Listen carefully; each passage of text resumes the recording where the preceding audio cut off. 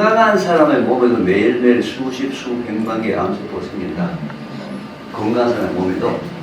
왜? 여러분, 입과 코로 들어가는 음식, 공기, 물 중에서 바람 인자를 피해서 살 수 있는 방법이 없어요. 근데 그러면 다 왜 전부 다가 암 환자가 안 되느냐? 여러분의 면역력이 정상을 유지하고 있으면 여러분이 갖고 있는 그 면역력은 모든 암세포를 다 이길 수 있어요. 면역력이 정상을 이기는 사람은 그날 비록 자기 몸속에 암세포가 생겼다 하더라도 오늘 청소하고 내일 청소하고 모레 청소하고 계속 청소할 수 있을 정도의 면역력을 유지하는 사람은 우리가 그래서 건강한 사람이라고 합니다. 근본적으로 암세포를 누를 수 있는 힘은 자기가 갖고 있다는 자기가 본인이 갖고 있다. 면역력인데 이 면역력은 우산 먹고 해물 먹고 한다고 되는 게 아니라는 거예요. 면역력은 모든 여러분의 삶의 전체적인 부분이 다 합쳐져서 면역력을 자주합니다. 지금부터서는 제가 여러분들이 오늘이 무슨 동네 기념일이라고요? 암이라는 글자. 여러분 이제 생활 속에서 암이라는 글자를 이제 떠나야 됩니다. 떠나야 됩니다. 이게 여러분 회복의 시작이 되는 것입니다.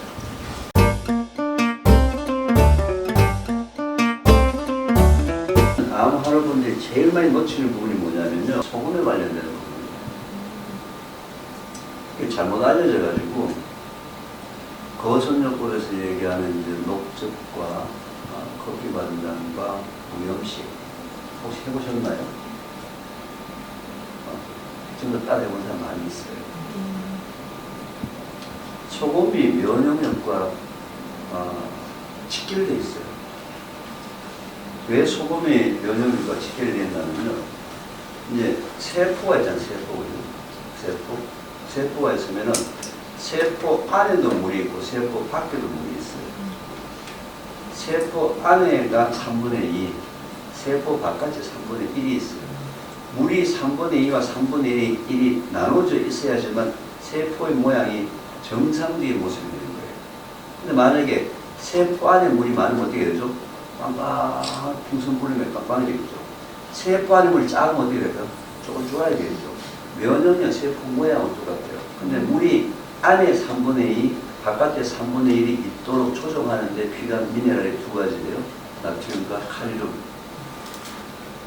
나트륨과 칼륨이 두 개의 미네랄이 물의 세포 안과 바깥을 조정을 하는데 자꾸 저염식이 좋다라고 지금 착각을 하기 시작합니다.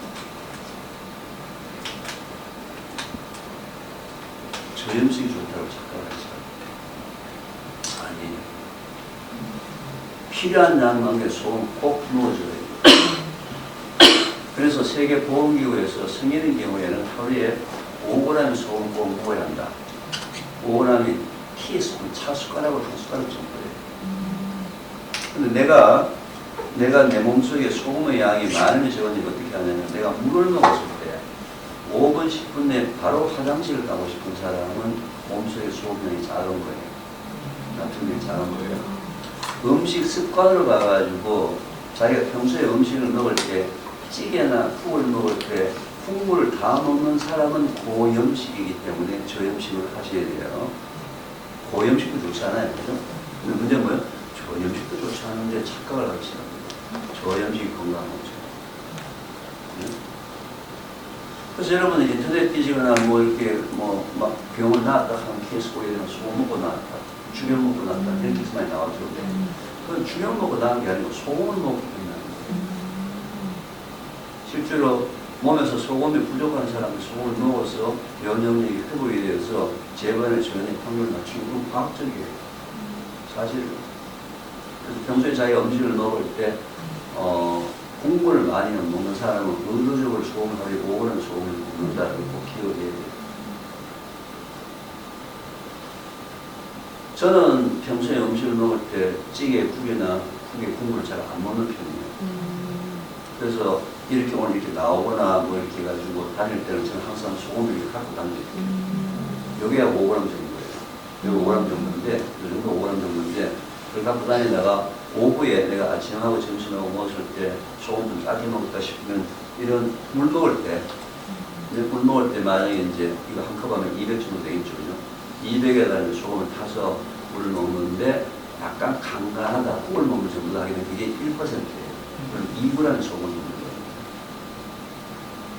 그래서 지금까지 조금 음식을 싱겁게 드셨던 분들은 의도적으로 소금 섭취량을 조금 늘리려고 노력을 한번 해보세요. 일부러 소금 먹기 뭐 하다 하게 되면 된장 먹을 때 좀 더 먹든지 미숫가루 좀 먹든지 해서 짠 음식을 조금 더 대체적으로 암호여러분들이 소금기가 적은 쪽으로 가고 있어요. 대체적으로 소금량을 조금씩 늘려보세요.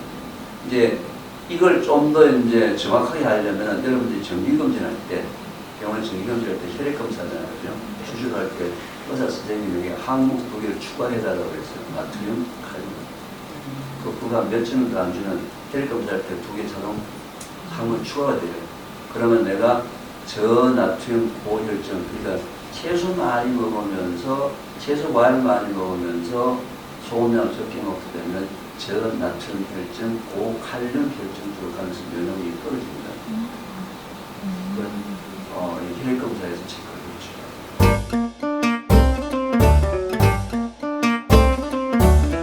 또 하나 아까 얘기했잖아요. 개인적으로 알 수 있는 방법은 물을 먹으면 바로바로 소금, 바로바로 화장실 가고 싶다는 얘기, 오늘 나트륨이 작다는 거죠. 소금 조금 먹어보면, 제가 짠 음식을 조금 먹어보면 컨텐츠이 금방 바뀌어요. 소금량이 작으면 일단 힘이 없어져요. 힘이 없어요.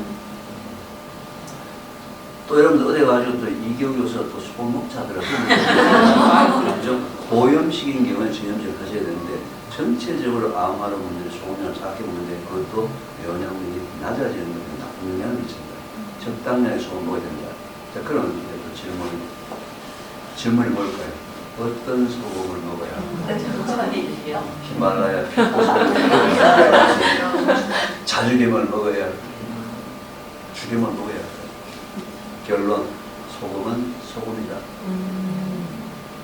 소금은 소금이다. 예를 들면 누가 죽여 먹고 자죽여 먹고 나왔다. 그럼 그 사람은 무조건 천연이 먹고 나와야 돼. 소금이 부족한 것이지. 죽임이 부족한 게 아니라.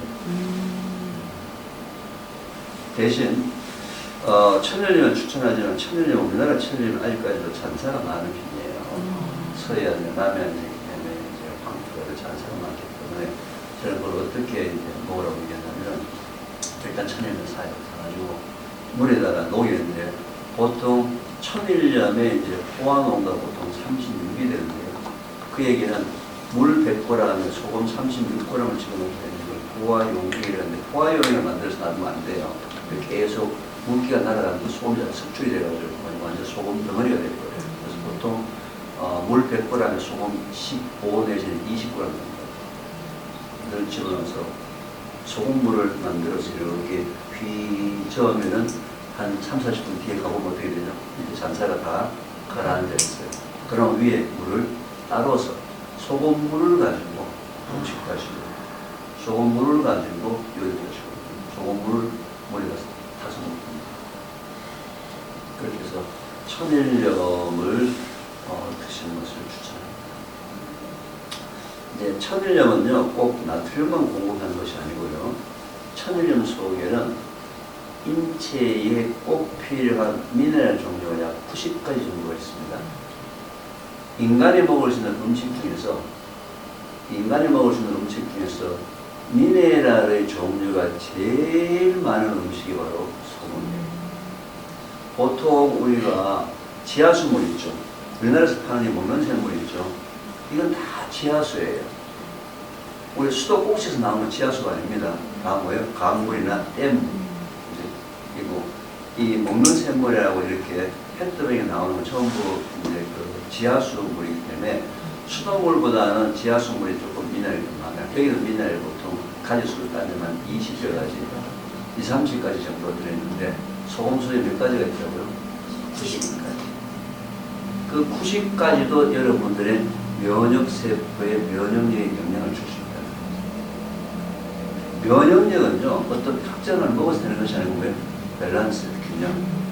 얼마나 나한테 필요한 모든 영양성분이 골고루 들어가느냐에 따라서 면역력이 결정되는 것이지 한두 성분이 아니다.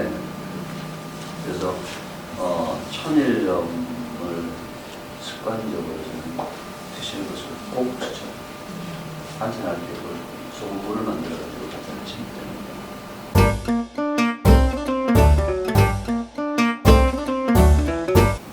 자, 우리나라 이런 거 생각합니까? 저희 오색 약수터라는 데 혹시 아세요? 네. 왜 오색이라는 단어를 붙였을까요? 거기가 그 약수물의 특징이 뭐예요?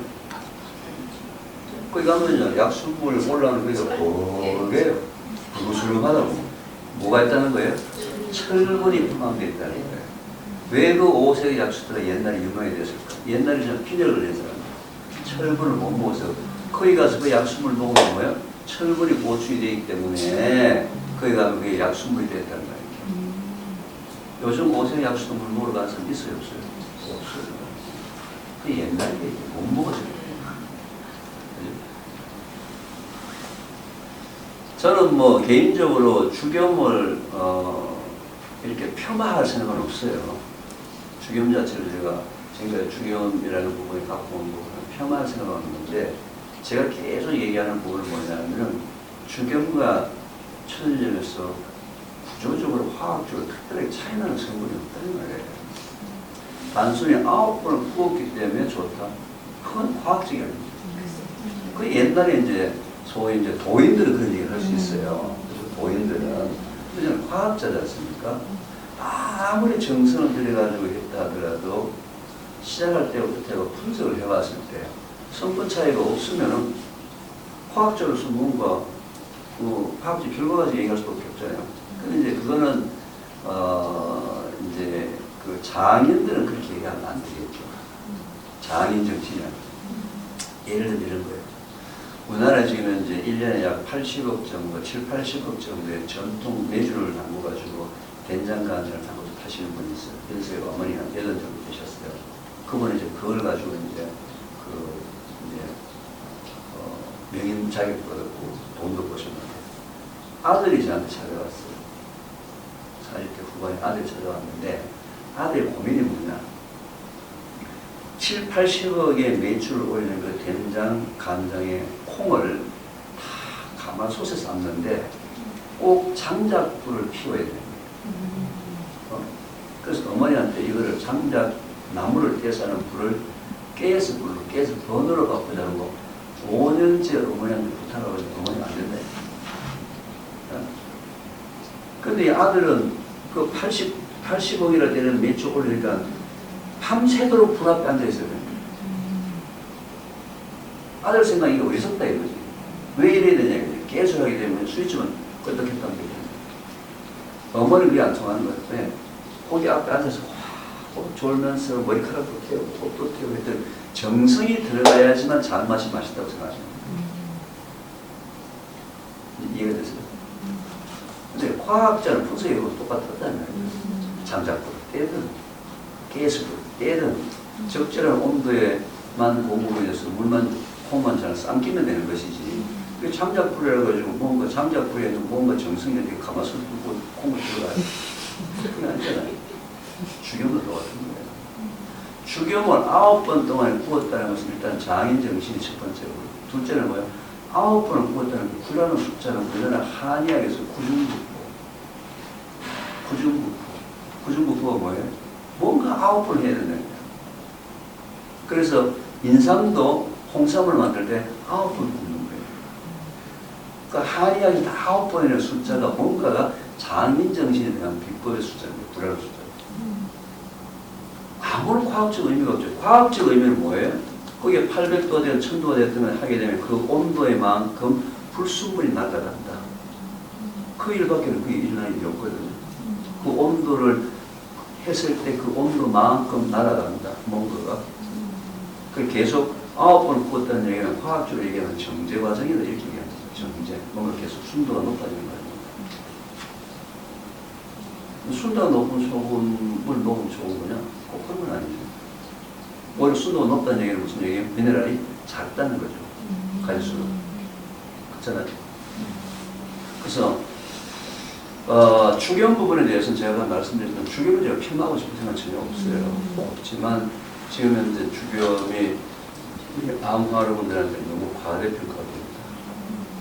축염 먹으면 암에 낫는다. 그건 굉장히 무책임한 말이죠. 특히 자축염을 먹으면 암에 낫는다. 그런 얘기 하는 사람은 공부에 상위입니다. 자축염 굉장히 비싸잖아요. 소금 색깔이 차주 색깔이니까 뭔가 특이한 거라고 생각하는 거예요. 히말라야 소금같이 소금이 핑크색이니까 뭔가 특이하다고 생각하죠. 자, 색깔이 있다는 얘기는 거기에 어떤 특정 미네랄이 섞여 있다는 얘기예요. 여러분 밤중에 불꽃놀이 하잖아요. 팍 터지면 뭐 빨간 불꽃도 나고 파란 불꽃도 나고 초록도 나고 그 처음부터 미네랄이에요. 미네랄의 종류에 따라서 색깔이 결정이 되는 거예요.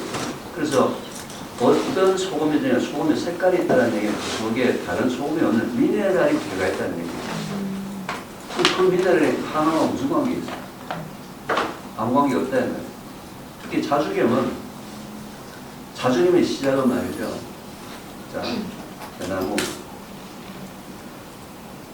소금 넣어서 구우면 대나무채가 있죠.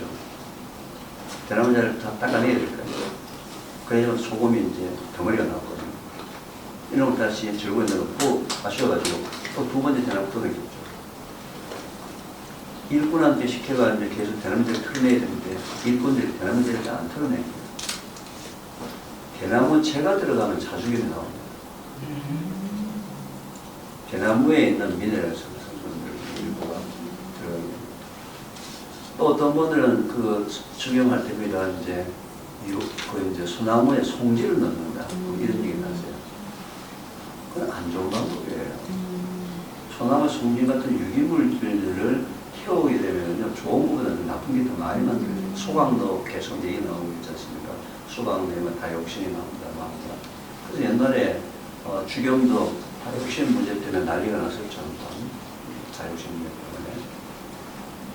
요즘은 아마 일부러 송진을 집어넣고 그러지는 않을 거예요. 다이옥신 문제 때문에. 그래서 축염 그 자체가 비싼 것처럼 이해가 돼요. 9번이 때문에. 그렇다 해가지고 비싸다고 암에 좋다. 굉장히 무책임한 말이고 아무 근거가 없는 말이에요. 자, 그렇다 해가지고 축염 먹으면 안 되느냐? 아니요, 드셔보시 봐요. 문제는 뭐, 그거 먹으면 낫는다. 그건 아니다요. 그건 아니다요. 축염 먹고 효과 봤다면 뭐요? 무조건 천년에 먹고도 무조건 효과가 봐야 돼요. 왜? 축염 성분 때문에 그런 게 아니고 소금 성분 때문에.